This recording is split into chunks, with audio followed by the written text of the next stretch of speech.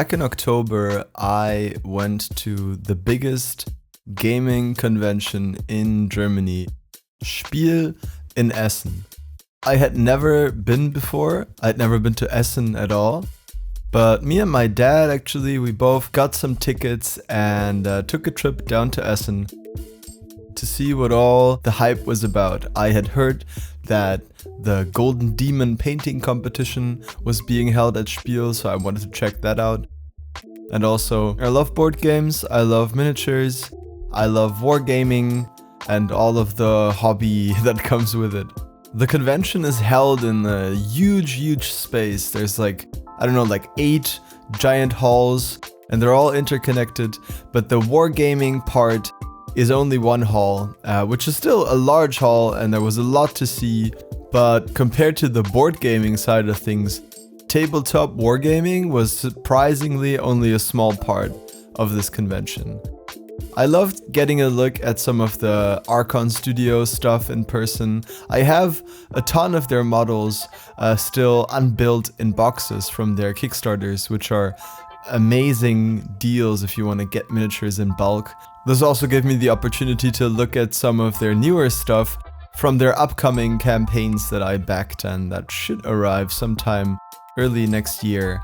Here you can see some of the terrain stuff they do. They have amazing dungeon tiles and castle systems, and I think they're gonna do like a gothic castle set next. I actually backed their Caves Kickstarter. Maybe we should do a video on that as well. And then moving on to Trench Crusade, which had a gigantic, I would say life-size, but this is larger than life, big statue, and a giant bomb, and a little devil baby, and like a tiny wooden reliquary. They really went all out with the theming, and it was so cool seeing all of the Trench Crusade miniatures all painted up in their little cases. And they were selling patches and all sorts of other cool things. And then they had these beautiful tables, and I didn't know you could play Trench Crusade on such a small board. That's actually making me want to build a diorama for that. Yeah, man, that Trench Crusade, huh? This is some Dwarven Forge terrain tiles, I think. Also very nice, but I didn't love that they didn't like connect together. If you look at their whole setups though, it does look really atmospheric. I could see like if you're like a content creator for like D&D or other role-playing games, having a full set of these really beautifully painted tiles could be really nice. I loved all of the beautiful tables in general. Look at these little walruses on this beautiful World War II themed table. I love how they did these boats, and then you have the little houses outside. This is what I love about wargaming and miniature stuff. Butcher and Bold is what the game is called. I had a look at some Malediction. They're doing a thing where they have like 3D printed miniatures that you can buy, but also you can just get like the files and then print them yourself. There's lots of like 3D printing stuff now. You know, the miniature hobby is moving on from traditional physical stuff. I don't know if I love that, to be honest. Vallejo was doing a showcase of their new metallic paints. There were so many vendors just showing off their beautiful minis, and there was really something for everyone. I don't know why they put the painted models at the bottom there. It's not the smartest move in my opinion.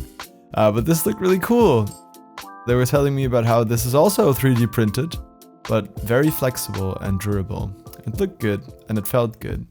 So I don't know. I'd rather companies do the 3D printing for you than everybody do it at home and be exposed to toxic materials and kind of dump that into the environment.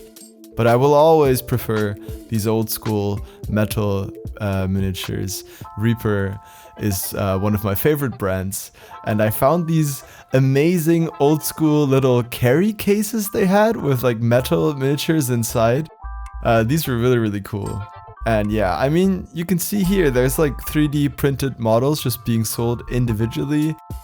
Yeah, I don't know how I feel about that. But then again, right next door there's someone building this incredible, beautiful, creative, insane table with like I don't even know what this was for. It looks like some demons fighting, and then there's a little goblin on a shark.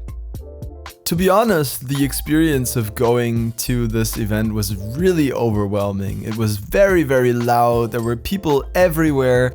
And no matter where you look, there's always something interesting to see. And for someone like me, that's very, very difficult because I kept getting distracted and wanting to see everything. Look at these beautiful old school role-playing modules that someone was selling.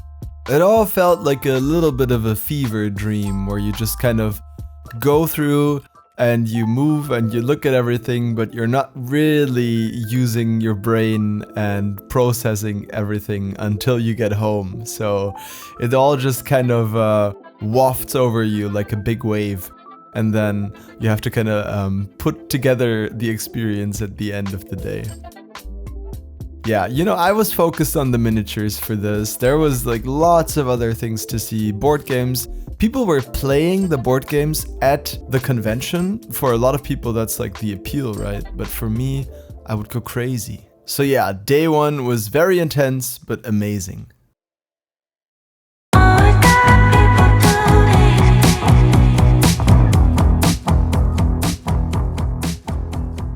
After having slept at kind of a strange Airbnb, we made our way back to the convention center, which is close to the central station.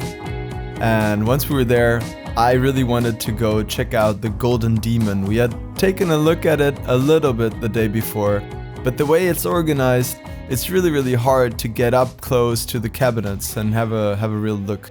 So on the second day, we kind of queued up and tried to get a look at as many miniatures as possible, as best as we could in the crowded convention space. This is probably one of my favorite pieces this year. It might be my number one.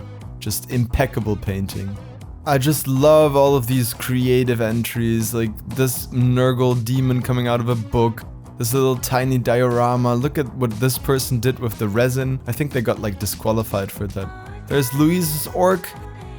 A retro orc painted in a beautiful new color scheme. Here's a halfling getting chased by a woman with an umbrella. Crazy, crazy stuff. And if you look at some of these paint jobs, they are mind-blowing once you get up close and really look at them. The one thing I would say is the lighting in these little cabinets is awful, like really, really bad. I don't know why such a large convention working together with Games Workshop, the largest miniatures company on the planet, cannot figure out a better way to showcase these minis. Like, why are there no video screens or anything?